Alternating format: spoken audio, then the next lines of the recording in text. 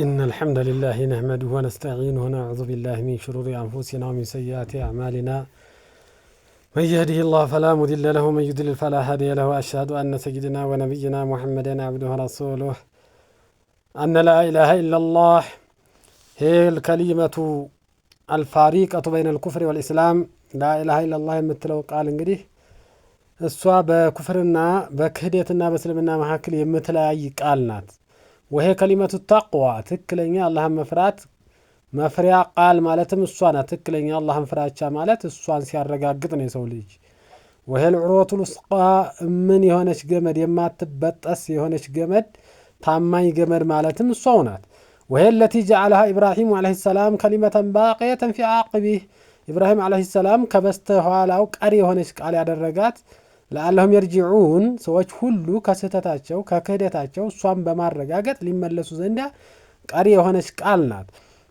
وليس المراد ስለዚህ እሷ ማለት የሚፈልገው አይደለም ቀውሉሃ باللسان በመላስ መናገር አይደለም የሚፈልገው مع الجهل بمعناها ትርጉሟን ሳያውቁ ዝም ብሎ በመላስ ብቻ لا اله الا الله لا اله الا الله ማለት አይደለም የሚፈልገው ትርጉሟን በትክክሉ አውቆ ትርጉሟን ማረጋገጥ ነው። ለምን ቢባል فإن المنافقين ሙናፊቆች እኮ መናፍቃን يقولونها ይሏት ነበር በፊትም አሁንም ይሏታል። وهم تحت الكفار በውስጣቸው ክህደትን በውስጣቸው የቋጠሩ ሲሆኑ እነሱም ደግሞ في الدرك الأسفل ከጀሃነም ከመጨረሻው ጀሃነም የራሷ የሆነ 7 ደረጃ አላት።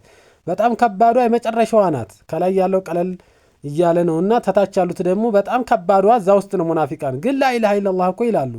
من النار ከሳት ታችኛይቱ ነው የሚኖሩት ሙናፊቃን لا اله الا الله ከማለታቸው ጋር ለምን ማዕናዋን አስተካክለው ትርጉሟን አስተካክለው ስላላረጋገጡና ለትርጉሟ ተገይ ስላልሆኑ ማለት ነው። مع كونهم እነዚህ ሙናፊቃን በነብዩ ጊዜ እኮ ከመሆናቸው ጋር አይሰሉነ ይሰግዳሉ የተሰደቁነ ምጽዋትንም ይሰጣሉ ሰደቃም ይሰጣሉ ስግደትንም ይሰግዳሉ። ولكن في الدرك الأسفل በጀሃነም በመጨረሻዋ ጀሃነም ከፍተኛይቱ ጀሃነም ውስጥ ናቸው ብለዋል ዑለማዎች ሲያብራሩልን ማለት ነው። ይሄ የሆነበት ምክንያት ምንድነው? ማዕናዋን ስላላረጋገጡ 7 ሸርጦቿን መስፈርቶቿ አውቀው በደንብ ለማዕናዋ ተገይ ስላልሆኑና ትክክለኛ መገዛትን አላህን ስላልተገዙ ነው። ولكن المراد ግን ትክክለኛው የሚፈልገው لا اله الا الله قولها መናገሯ ነው። مع معرفتها ከማወቋ ጋር በቀልባችን ማወቅን ከማረጋገጣችን ጋር ነው። ومحبتها እሷን በመውደድ ومحبة اهلها የሷን ባልተቤቶችም መውደድ وبغض من خالفها እሷን لا اله الا الله የሚጠሉ ሰዎችን መጥላት ومعاداته كما قال النبي صلى الله عليه وسلم من قال لا اله الا الله مخلصا ነው ጥርት አድርጎ ዒባዳውን ለአላህ ያለ ሰውና አሉት።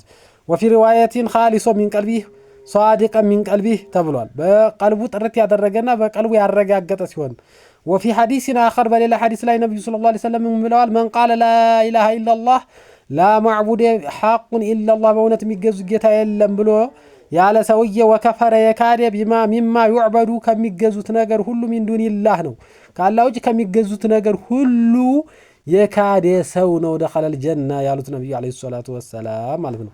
ስለዚህ እሷን ከነማዕናዋ ማረጋገጥ ነው የሚጠበቅብን እንጂ ገና لا اله الا الله በማለት የሰው ልጅ ጀነትን የሚያገኝ አይደለም። ልንጠነቀቅ ይገባናል። واخر دعوانا الحمد لله رب العالمين والصلاة والسلام على خير خلقنا محمد وعلى اله وصحبه اجمعين.